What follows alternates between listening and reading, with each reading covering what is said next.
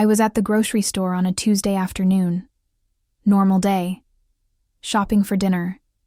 Zipping through the produce section. Grabbing vegetables. Checking my list. My daughter Maya was at preschool. My husband Terrell was at work. I had 2 hours to myself to run errands, get groceries, maybe grab coffee. Peaceful. Normal. The kind of day where nothing significant happens. The kind of day you forget about by the time you go to bed. Except this Tuesday wasn't normal. This Tuesday changed everything.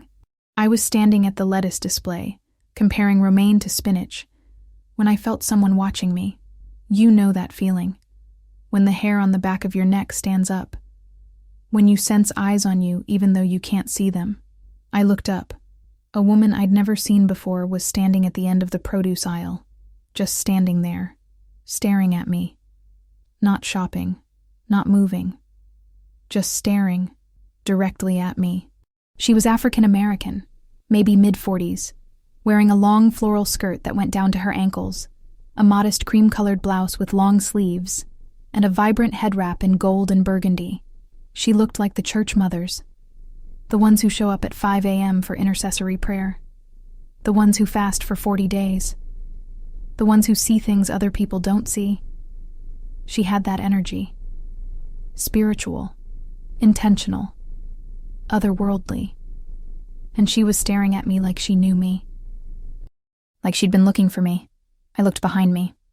Nobody there. I looked around. Other shoppers everywhere, but nobody paying attention to us. I looked back at her. She was still staring. Then she started walking toward me. Directly toward me. Purposeful. Determined. Eyes locked on mine. My first instinct was to walk away. Leave my cart. Get out of there. This woman was giving me strange vibes. But something kept me frozen. Something told me to stay. To wait. To hear whatever she had to say. She stopped about 3 feet in front of me. Close enough to talk quietly, but not so close it felt threatening. She looked at me with these intense dark eyes. Searching. Like she was looking into my soul.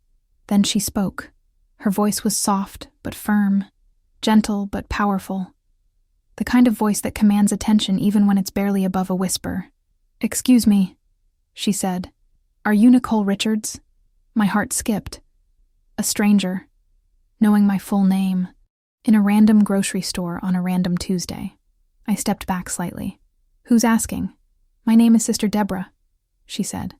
"I don't know you. We've never met. I've never seen you before in my life, but God woke me up at 3 a.m. this morning. Shook me awake. Wouldn't let me go back to sleep. He told me to find you. Gave me your name. Your face. Showed me where you'd be today at this exact time. He said I needed to tell you something. Something urgent. Something you need to know about your husband." The vegetables in my hand suddenly felt heavy. I put them down. "My husband? What about my husband?" Sister Deborah looked around at the other shoppers. The produce section was crowded. People everywhere. Shopping. Talking. Living their normal lives. "Not here," she said quietly. "This is too public. Too loud. What I have to say. It's heavy. It's going to hurt. You'll want to be sitting down. You'll want privacy. Is there somewhere we can go? Somewhere we can talk?" Every logical part of my brain was screaming danger. Stranger danger. Don't go anywhere with this woman. She could be crazy. She could be dangerous. She could be scamming you. But there was something else. Something deeper. A knowing. An intuition. A voice in my own spirit saying, "Listen to her. Hear what she has to say. This is important. I don't know you," I said carefully. "I'm not going anywhere with you. If you have something to say it here." "I can't," Sister Deborah said. Her eyes filled with tears. Actual tears. "What I'm about to tell you will shatter your world. Will change everything you think you know about your marriage, about your husband, about your life. And when I tell you, you're going to cry. You're going to scream. You're going to need space to process, to feel, to break. You can't do that in a grocery store produce section surrounded by strangers. Please, trust me. Just for 30 minutes. Let me buy you a coffee. Let me tell you what God sent me to tell you. Then you never have to see me again." I stood there holding lettuce, staring at this woman who claimed God sent her. Part of me wanted to walk away, call her crazy, ignore her, go back to my normal Tuesday. But another part of me, the part that had been feeling like something was off with Terrell for months, the part that sensed distance and lies even when I couldn't prove it, that part wanted to know, needed to know. "There's a coffee shop 2 blocks from here," I said slowly. "Meet me there in 15 minutes. She nodded. Relief washed over her face. "Thank you. Thank you for listening. I know this seems insane. A random woman approaching you claiming God sent her. But I promise you, by the end of our conversation, you'll understand. You'll see why I had to find you, why God wouldn't let me sleep until I obeyed." I checked out quickly, loaded my groceries in the car, sat in the driver's seat for 5 minutes debating whether to go. This woman could be delusional, could be mentally unstable, could be part of some elaborate scam, but she knew my name, my full name, Nicole Richards. That wasn't a lucky guess. That was specific. I drove to the coffee shop, parked, walked in. She was already there, sitting at a corner table away from other customers, 2 cups of coffee in front of her. She saw me, waved me over. I sat down. "I didn't order coffee yet. I ordered for you," she said, pushing 1 cup toward me. "Cream, no sugar. That's how you take it, right?" My stomach dropped. "How did you know that?" "God told me," she said simply, "just like he told me your name, your husband's name, your daughter's name, where you'd be today, what time, what aisle, everything. He gave me details so you'd know this isn't a coincidence. This isn't random. This isn't made up. This is divine intervention." I wrapped my hands around the coffee cup. It was warm, comforting. I needed something to hold on to because I had a feeling I was about to fall apart. "Tell me," I said. "Whatever you came to tell me, just say it." Sister Deborah took a deep breath, folded her hands on the table, looked me directly in the eyes with such compassion and sadness, it made me want to cry before she even spoke. "Your husband Terrell has been having an affair," she said, "for 8 months, since March, with a woman named Jasmine. She works at his office, same company, different department. They met at a company happy hour, started talking, exchanged numbers. What started as friendly conversation turned into emotional connection, then physical. They've been meeting twice a week, every Tuesday and Thursday. The days he tells you he's working late, or going to the gym, or meeting with his coworker Jerome to work on that project. He's not doing any of those things. He's going to her apartment, he's sleeping with her, he's building a relationship with her, and he's been lying to you about it for 8 months. I felt like someone had punched me in the chest, knocked all the air out of my lungs.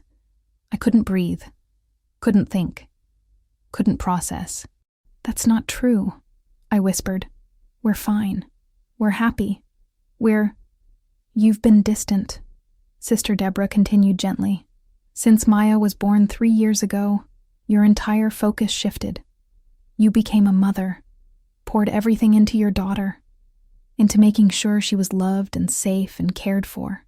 And Terrell felt neglected, felt invisible, felt like he didn't matter anymore, like he was just a paycheck and a babysitter. He started resenting you, started looking for validation elsewhere, started talking to Jasmine at work. She listened to him, made him feel seen, made him feel important, made him feel like a man again instead of just a dad and a husband. And that emotional connection became physical, became an affair, became 8 months of lies and deception and betrayal. How do you know all this?" I demanded. My hands were shaking. Coffee was spilling over the rim of the cup. "Who told you? Did Jasmine tell you?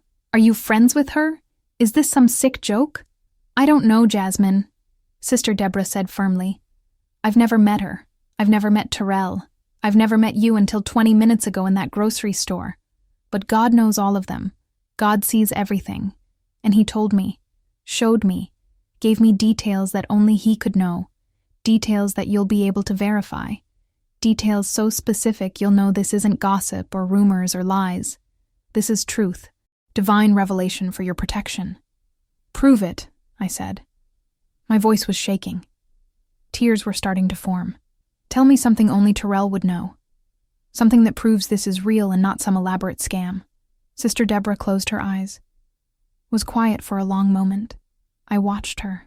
She looked like she was praying, or listening, or seeing something I couldn't see. Then she opened her eyes. Terrell has a birthmark on his left ribcage, she said quietly, shaped like a crescent moon, about 2 inches long. He's had it since birth. He's self-conscious about it. Doesn't take his shirt off at the beach. Doesn't swim in public pools. Only you know about it. You've touched it, kissed it, told him it's beautiful, told him it's part of what makes him unique. You're the only person who's supposed to know about that birthmark. But Jasmine knows about it too, because she's seen him naked, multiple times, in her bed, in hotel rooms, in his car parked in dark parking lots. She's seen all of him, touched all of him, and he's seen and touched all of her. The room started spinning.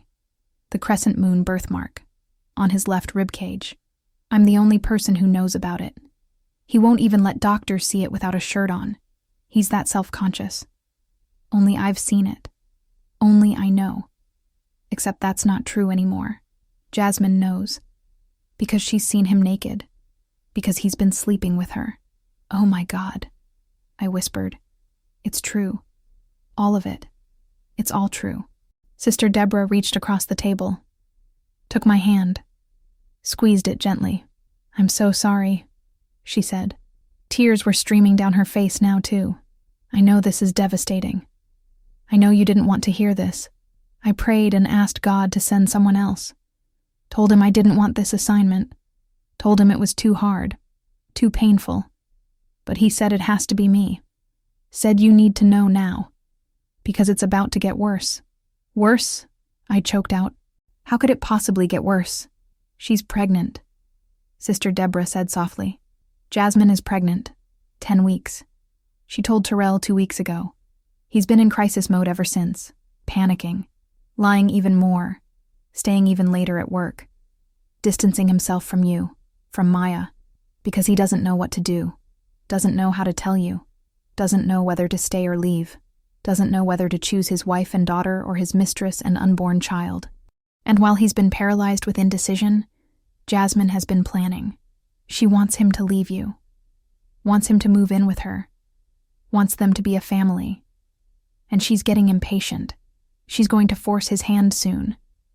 God said if I don't tell you now, if I don't warn you, she's going to show up at your house, going to confront you herself, going to tell you she's pregnant with your husband's baby, and that confrontation will happen in front of Maya. Your daughter will witness it, will be traumatized by it. God sent me to tell you first, to give you time to prepare, to protect yourself, to protect your daughter, before everything explodes. I pulled my hand away, stood up. The chair scraped loudly against the floor. Other customers looked over. I need to go, I said. My voice sounded far away, like someone else was speaking. I need to think. I can't do this right now. Wait, Sister Deborah said, standing too. There's more. God told me to tell you. No, I said. I've heard enough. If this is real, if God really sent you, then I need time to process. I need to verify. I need to figure out what to do. Check his phone, Sister Deborah said quickly. Tonight when he's asleep. Passcode is 0510, Maya's birthday. He uses it for everything. Check his messages, check his call log, check his emails. You'll find everything I told you. Messages with Jasmine. Plans to meet. I love yous. Pictures. Videos. Everything. It's all there. He's been sloppy. Careless. Because he doesn't think you suspect anything. Doesn't think you'd ever check. But check tonight. Before he has time to delete anything. Before he has time to hide evidence. How do you know his passcode? I asked. God told me, she said. Just like he told me about the birthmark. Just like he told me about the affair. Just like he told me about the pregnancy. He's giving you everything you need to protect yourself. Now you have to be brave enough to look. Brave enough to face the truth. Brave enough to save yourself and your daughter. I left. Didn't say goodbye. Didn't thank her. Just left. Got in my car.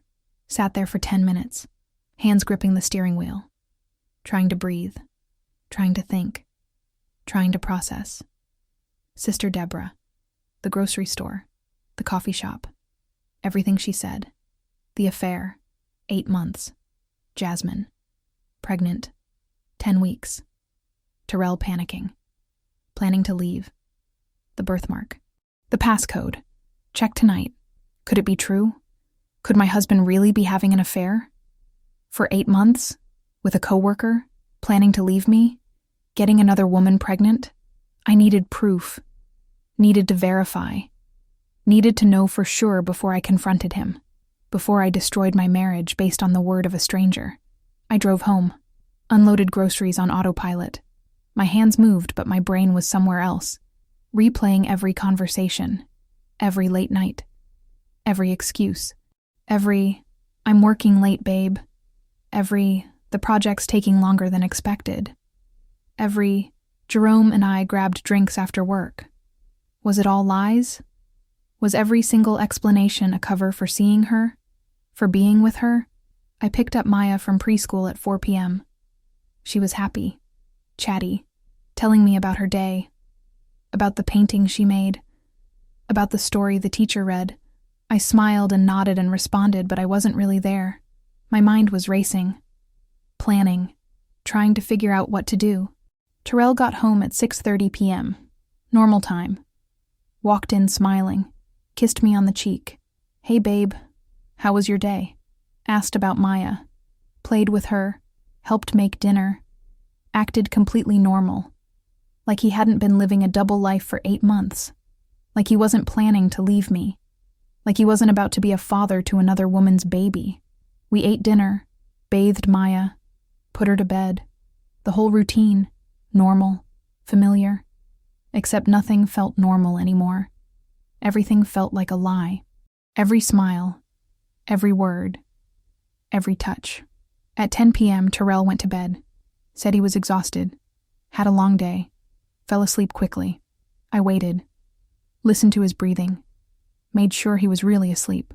Then I got up, went to his side of the bed, grabbed his phone from the nightstand, went to the bathroom, locked the door, sat on the edge of the tub. My hands were shaking. This was it, the moment of truth. Either Sister Deborah was crazy, and I was about to feel stupid for checking my husband's phone, or she was telling the truth, and I was about to see proof that my marriage was over. I typed in the passcode, EO510, Maya's birthday. Just like Sister Deborah said. The phone unlocked. She was right about the passcode. I opened his messages, scrolled through, found a contact labeled simply J. My stomach dropped. I clicked on it. Messages. Hundreds of messages, going back months. I scrolled to the beginning. March 15th, 8 months ago. Just like Sister Deborah said. March 15th. Meeting you at happy hour was the best part of my week. Can we do it again? Just the two of us? J. March 18th. I can't stop thinking about our conversation yesterday. You're so easy to talk to. I feel like I can tell you anything. Like you actually see me. J. March 22. This is probably inappropriate, but I need to say it. I'm attracted to you. I know you're married. I know this is complicated, but I can't help how I feel. J. March 25. I'm glad you feel it too. I thought I was crazy, but knowing you feel the same way, it changes everything. J. April 2. Last night was incredible. I've never felt this way before. I know we said it was just one time, a mistake, but I don't want it to be. I want more. I want you. J. April 8th. Tuesday nights are my favorite nights. Being with you. No distractions. No responsibilities. Just us. I wish it could be like this all the time. J. April 15th. I love you. I know it's fast. I know it's complicated. I know you're married. But I love you. I can't help it. J. April 20th. You love me too? You really mean that? You're not just saying it? J. April 22. I know you said you need time, that you can't just leave her immediately, that you have to figure things out. I understand. I'm willing to wait, as long as you promise we're working towards something real. J. May 1-1. Every time you go home to her, I feel like I'm dying. I know that sounds dramatic, but it's true. I want you here, with me, always. When are you going to tell her? J. May 10. You said soon, but when is soon? Next month? Next year? I can't keep being the secret. The other woman. The one you see on Tuesdays and Thursdays. I want more. I deserve more. J. May 18th. I'm sorry for being pushy. I know you're dealing with a lot. I know leaving isn't easy. I'll wait. I'll be patient. Because you're worth it. J. June 5. 6 months together today. I can't believe it's been that long. Best 6 months of my life. Even if we have to hide. Even if it's complicated. I wouldn't change anything. J. June 20th. She doesn't appreciate you. I can tell. You come to me stressed, exhausted, feeling invisible. That's not how a wife should make her husband feel. You deserve better. You deserve someone who sees you. Like I see you. J. July 4th. I wish you could have been with me today, at the cookout, meeting my friends, my family, instead of being with her, pretending to be happy, pretending your life is perfect, when really you're miserable. J. July 18th. I'm starting to wonder if you're ever going to leave her, or if you're just going to keep me as your side piece forever. I need to know. What are your intentions? What's your timeline? J. August 1. I'm sorry. That was harsh. I know you love me. I know you're planning to leave. I'm just impatient. I want our real life to start. J. August 15th. When you talk about our future, it makes me so happy. You, me, a house, kids, a real family. That's all I want. J. August 28th. I need to talk to you, in person, soon. Something happened. Something big. Don't panic. It's not bad. It's just unexpected. Call me when you can. J. September 1. I'm pregnant. 10 weeks. I just found out. The doctor confirmed it yesterday. It's yours. I haven't been with anyone else. You're the only one. I'm scared. But also excited? I know this changes things. I know this complicates everything. But maybe this is a sign. Maybe this is God pushing you to finally leave her. To finally choose us. J. September 5th. You've been distant since I told you about the baby. I get it. You're scared. I'm scared too. But we need to talk about this. We need to figure this out, together. J. September 12th. Are you ashamed of me? Of the baby? Is that why you've been avoiding me? You only came over once this week, Tuesday, and you left early. Didn't even stay the night like you usually do. What's going on? J. September 20th. I'm 3 months now, starting to show. I can't hide this much longer. My friends are asking questions. My family is asking questions.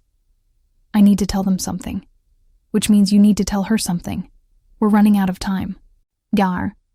October 1st. I know you're paralyzed. I know you don't know what to do. But you have to make a choice. Me and our baby, or her and Maya. You can't have both. And I'm not going to keep waiting. I need an answer, by the end of this month. Or I'm going to make the choice for you. J. October 15th. 2 weeks, Terrell. That's all you have. 2 weeks to tell her, to leave her, to choose us. Or I'm showing up at your house. I'm telling her myself. I'm done hiding. I'm done being the secret. Our baby deserves a father who's present, who's proud, not one who's hiding. J. October 28th. Yesterday. Tomorrow is November, the deadline. Have you told her? Are you leaving? Or do I need to come over there and do it myself? J. I dropped the phone, covered my mouth to keep from screaming, ran to the toilet, threw up. Everything Sister Deborah said was true. Every single word. The affair. 8 months. Jasmine. The pregnancy. 10 weeks. Planning to leave. Tuesday and Thursday. I love yous. Everything. It was all true. All real. All happening. I picked up the phone again. Kept scrolling. Found pictures. Videos of them together, smiling, kissing, in bed, naked, at restaurants, at her apartment, at parks, living a whole separate life. Found emails, same conversation, same timeline, same lies. Found calendar entries, meeting with Jay. Every Tuesday and Thursday for 8 months. Found bank statements, Venmo payments to Jasmine, for rent, for groceries, for bills. He'd been supporting her, helping her financially, with money that should have been going to our household, to Maya's college fund. I found everything. All the proof, all the evidence, all the lies, 8 months' worth. Sister Deborah was telling the truth. God had shown her everything, sent her to warn me, to protect me, to give me time to prepare before Jasmine showed up at my door demanding my husband choose. I sat on the bathroom floor until 2 a.m., scrolling through evidence, screenshots, saving everything, building a case, preparing for war. Then I went back to bed, laid next to Terrell, this man I'd loved for 8 years, married for 5, had a child with, built a life with, who had been lying to me for 8 months, who was about to leave me, who had gotten another woman pregnant. I didn't sleep, just laid there, planning, thinking, deciding what to do. At 7 a.m., Terrell's alarm went off. He got up, showered, got dressed, came downstairs for coffee. Normal morning routine. I was sitting at the kitchen table, waiting. "Morning, babe," he said, pouring coffee. "You're up early. I need to ask you something," I said. My voice was calm, eerily calm. "And I need you to tell me the truth." He turned around, coffee cup in hand, looked at me, sensed something was different. "Okay, what's up? Are you having an affair?" His face changed, went from relaxed to panicked in half a second. Coffee cup shook in his hand. He set it down carefully. Too carefully. "What? No. Why would you ask that?" "Because a woman approached me yesterday," I said. Still calm. Still controlled. "At the grocery store. Said her name was Sister Deborah. Said God sent her to tell me the truth about my husband. Said you've been having an affair for 8 months with a woman named Jasmine who works at your office. Said you meet at her apartment every Tuesday and Thursday. Said you've been lying to me. Said you've been planning to leave me. Said she's pregnant. 10 weeks. Your baby." Terrell's face went completely white. All the color drained. He grabbed the counter to steady himself. Who told you?" "I don't know what." "I checked your phone last night," I said, "while you were sleeping. Read all the messages between you and Jay. Saw all the pictures, all the videos, all the calendar entries, all the Venmo payments. I know everything, Terrell. 8 months of everything." He sat down, put his head in his hands, started shaking. "I can explain." "No," I said. "You can't explain 8 months of lying. 8 months of cheating. 8 months of building a whole separate life with another woman while coming home to me and Maya every night pretending everything was fine. There's no explanation for that. That's just betrayal. I never meant for it to happen." "Yes, you did," I said. "Every time you texted her. Every time you went to her apartment. Every time you lied about working late. Every time you touched her. Every time you told her you loved her. Every time you transferred money to her account. Every single choice was intentional. You meant for it to happen. You just didn't mean to get caught." "Who is Sister Deborah?" he asked desperately. "How does she know about Jasmine?" "I don't know," I said honestly. "I've never met her before yesterday. But she knew everything. Your name, my name, Maya's name, Jasmine's name, the affair timeline, the pregnancy, even the birthmark on your ribcage, the crescent moon. She told me Jasmine knows about it, because she's seen you naked. And that's how I knew she was telling the truth, because only I was supposed to know about that birthmark. But your mistress knows too." Terrell started crying. "I'm sorry. I'm so sorry. I never wanted to hurt you." "But you did," I said. "For 8 months, every single day. And now she's pregnant, with your baby. So you have a choice to make. Me and Maya, or Jasmine and your unborn child. Choose. I choose you. he said immediately. I choose our family. I'll end it with Jasmine. I'll tell her it's over. It's too late, I said. You don't get to choose me now. After 8 months of choosing her, after getting her pregnant, after planning to leave me, after telling her you love her, you already made your choice. You chose her, every single day for 8 months, so now I'm making my choice. I choose me. I choose Maya. I choose a life without a lying, cheating husband. I want you out. Today. Pack your things. Leave. Go to Jasmine. Go to a hotel. Go to hell. I don't care. But you're not staying here. Nicole, please. Get out. I stood up. I've already called a lawyer. I'm filing for divorce today, citing adultery. I have proof. Hundreds of screenshots, messages, pictures, videos, bank statements, everything. You won't win. You'll lose. And I'm going to make sure you pay. For every lie, every betrayal, every penny you gave her that should have gone to Maya, you're going to pay for all of it. Where am I supposed to go? He asked. Go to Jasmine, I said. She's been begging you to leave me for months. She's pregnant with your baby. She wants to be a family. So go. Be a family. See how long your affair survives real life. See how long it lasts when it's not secret anymore. When it's bills and diapers and responsibility instead of hotel rooms and stolen moments. I don't love her, he said desperately.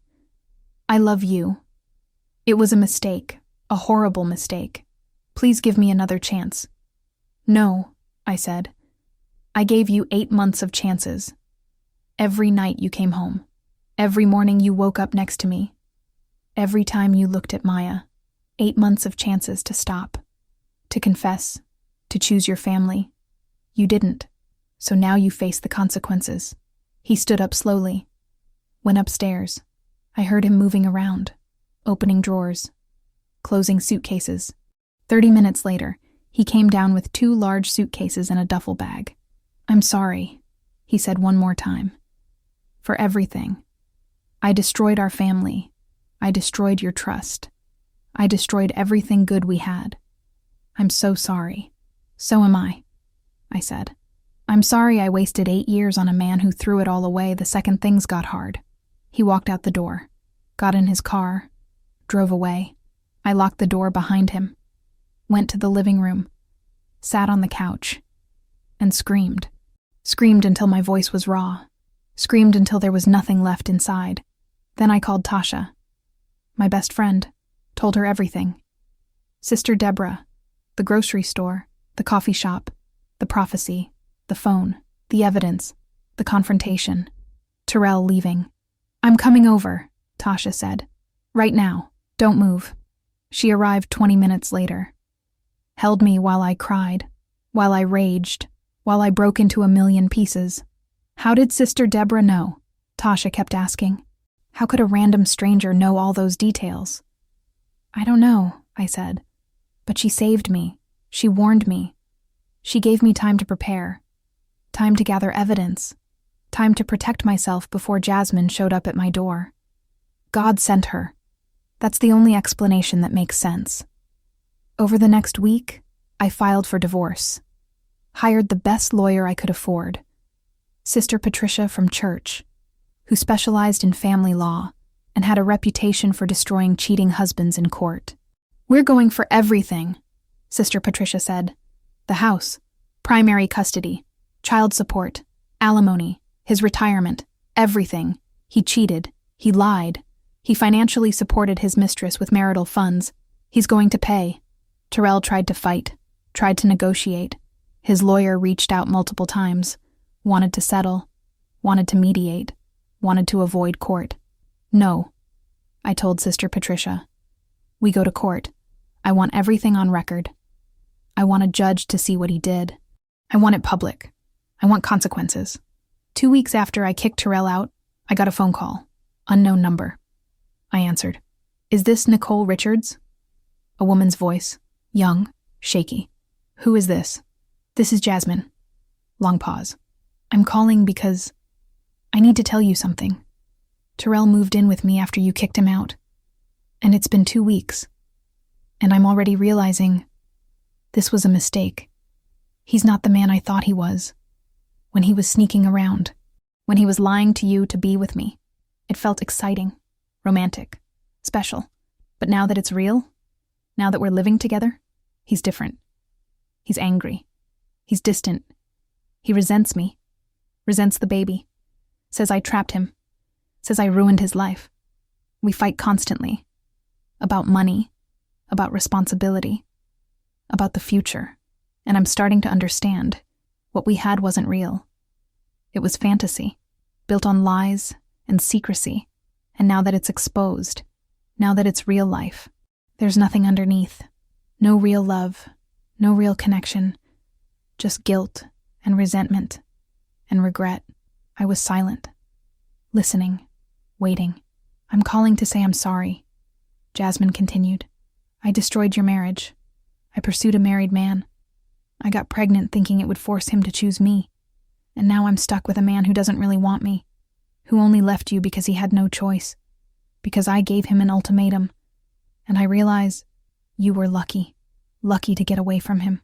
Lucky that Sister Deborah warned you, because if she hadn't, you'd be where I am now, stuck with a man who lies, who cheats, who resents you. So thank you for kicking him out, for letting me have him, because now I understand what you lost. And it wasn't much. She hung up. I sat there holding the phone, stunned. Jasmine called to apologize, to admit the affair was a mistake, to say I was lucky to be free of him. 2 months after I kicked Terrell out, the divorce went to court. Sister Patricia destroyed him, presented evidence, messages, pictures, bank statements, showed how he'd been financially supporting Jasmine with marital funds, showed how he'd been lying for 8 months, showed the timeline of the affair, the pregnancy, everything. The judge was not sympathetic. Mr. Richards, you conducted an 8-month extramarital affair. You financially supported your mistress with marital funds. You got her pregnant while still married. And now you want 50-50 custody of your daughter and to split assets equally? Absolutely not. I got the house. Got primary custody of Maya. Got child support of $1,200 per month. Got spousal support of $800 per month for 3 years. Got 70% of marital assets. Got his entire 401k. Got everything. Terrell got visitation every other weekend. Supervised. Got his car. Got his personal belongings. Got to pay all my legal fees. $12,000. He left court devastated, broke, destroyed. I left victorious. 3 months after the divorce finalized, I went back to the grocery store. Same day, same time. Tuesday afternoon, same produce aisle. Shopping for dinner, and I saw her again. Sister Deborah, standing at the end of the aisle. Same floral skirt, same head wrap, same spiritual presence. But this time, she wasn't staring at someone else. She was waiting for me. I walked over to her. Sister Deborah. She smiled. Nicole, how are you? I'm good, I said. And I meant it. I'm really good. The divorce finalized. I got everything. The house, custody, support, everything. And Terrell and Jasmine broke up. She called me, told me the affair couldn't survive reality, told me I was lucky to get away. And she was right. I am lucky. Because you warned me. You told me the truth. You gave me time to prepare, time to protect myself. Thank you. I'm glad, Sister Deborah said. I prayed for you every day. Prayed you'd be strong. Prayed you'd be brave. Prayed you'd get through this. And you did. You survived. Can I ask you something? I said. How did you know? About the affair. About Jasmine. About the pregnancy. About the birthmark. About everything. How could you possibly know all those details? Sister Deborah took my hand. I told you. God told me. I'm a prophetic intercessor. I've been in ministry for 25 years. God wakes me up. Shows me things. Tells me to deliver messages. To warn people. To protect people. Usually people I don't know. Strangers. Because if I knew them, They might dismiss it as gossip or opinion, but because I'm a stranger, they have to wonder, how does she know? And that wondering leads them to investigate, to verify, to find the truth. You weren't the first person I've approached. You won't be the last. God uses me to expose lies, to protect the innocent, to bring truth to light. And He chose you for protection, because He loves you, because He sees you, because you and Maya matter to Him. Will I see you again? I asked. Maybe, she said. If God sends me to you again, but I hope not. I hope your life is peaceful from here. I hope you heal. I hope you find real love someday, with a man who deserves you, who honors you, who tells you the truth. You deserve that, Nicole. You deserve better than what Terrell gave you. Thank you, I said. For everything. For being obedient to God. For finding me. For telling me the truth, even though you knew it would hurt me. Thank you. She hugged me, then walked away. Down the aisle. Out of the store. And I never saw her again. 1 year after Sister Deborah appeared in my life, I was thriving. Got promoted at work. Physical therapy director. Making $95,000. Bought new furniture for the house. Redecorated. Made it mine. Removed every trace of Terrell. Maya was 4. Happy. Adjusted. Saw her dad every other weekend, but didn't seem to miss him during the week. She had me. She had stability. She had love. That was enough. I started dating someone new. His name was Jordan, teacher at an elementary school. Kind. Honest. Transparent. Patient with Maya. Patient with me. Patient with my trust issues and my baggage and my fear of being lied to again. I'm not Terrell, he told me on our 3rd date. I don't lie. I don't cheat. I don't keep secrets. What you see is what you get. And I'll prove that to you. Every single day. For as long as it takes. And he did. 6 months of proving it. Of being consistent. Of being present. Of being honest. Of showing up. Of loving me and Maya without expecting anything in return. Terrell was still with Jasmine. Still co-parenting. Still miserable. The baby was born in May. A boy. They named him after Terrell. But being parents didn't fix their relationship. They fought constantly. About money. About responsibility. About everything. They stayed together out of obligation. Not love. Just like Jasmine predicted. The affair couldn't survive reality. I saw him once at Maya's school event. He looked tired, worn down, regretful. He tried to talk to me. You look happy, he said. I am, I said. Happier than I've been in years. I made a mistake, he said. The biggest mistake of my life. I should have never. Stop, I said. I don't want your regrets. I don't want your apologies. I don't want anything from you except the child support check on time every month. What you did to me, that's between you and God. I've moved on. I'm thriving. And I hope someday you find peace. But it won't be with me. That door is closed. Forever. He nodded, walked away. Jordan was waiting for me by the car. You okay? I'm perfect, I said. And I meant it. Today, I'm 37 years old. 2 years since Sister Deborah approached me in that grocery store. 2 years since my world shattered. 2 years since I discovered the truth about my husband. Jordan and I got engaged last month, planning a wedding for next spring. Maya will be the flower girl. She loves Jordan, calls him Jordy, asks when he's moving in, when we're getting married, when she can call him Dad. Soon, baby girl, I tell her. Soon we'll be a real family. And we will be. A real family. Built on truth. On honesty. On love that doesn't hide. That doesn't lie. That doesn't cheat. I still think about Sister Deborah sometimes. Wonder where she is. Who she's warning now.